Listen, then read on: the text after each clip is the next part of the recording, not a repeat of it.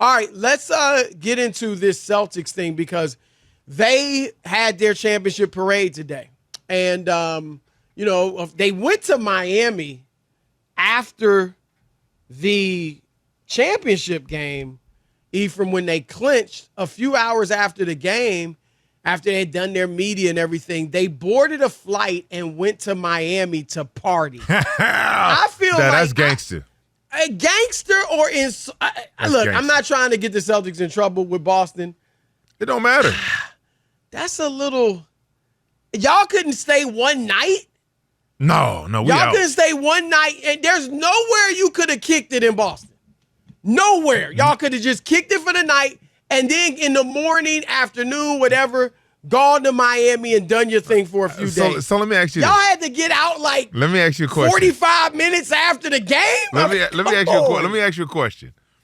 Have you ever – now, you've been with your wife for a long time.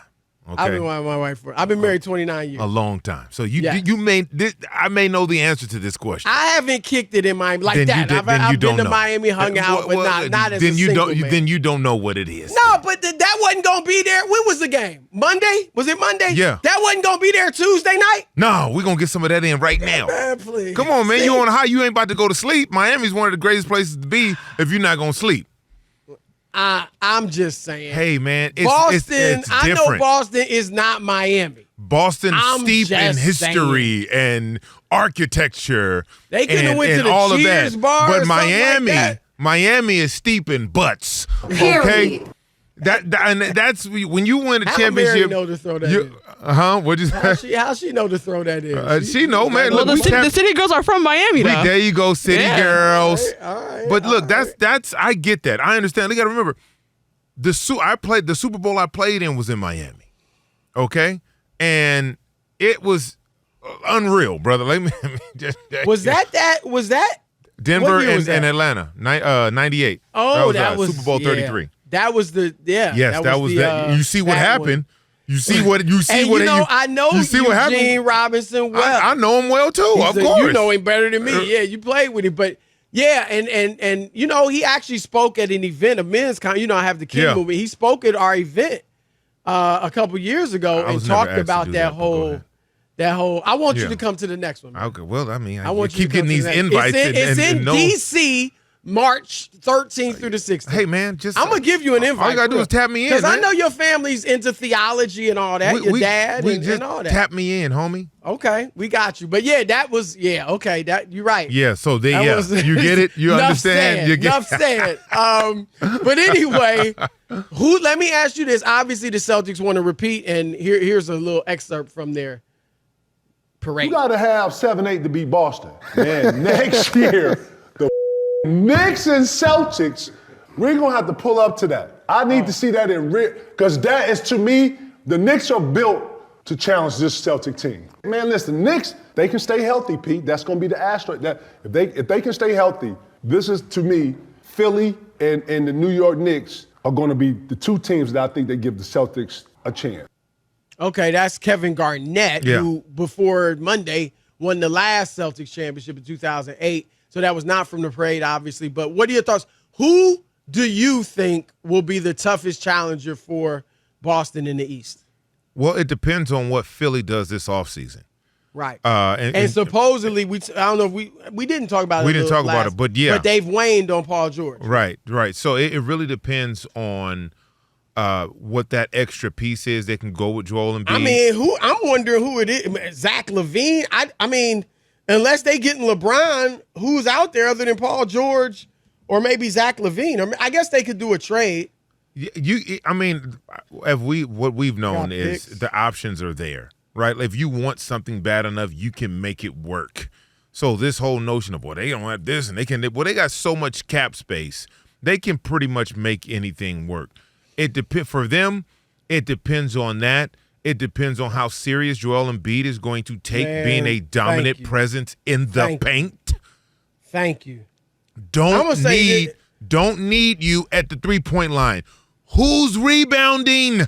If my center is swinging the ball he ain't swinging it really, but but you get what I'm saying.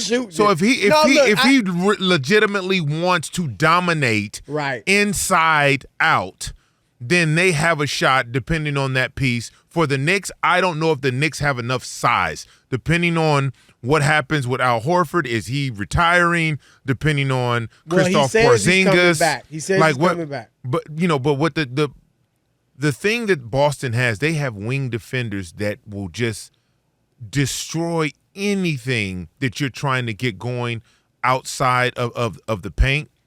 And not only that, those guys can literally get their own shots. So you did not mention Milwaukee. Well, Milwaukee is interesting.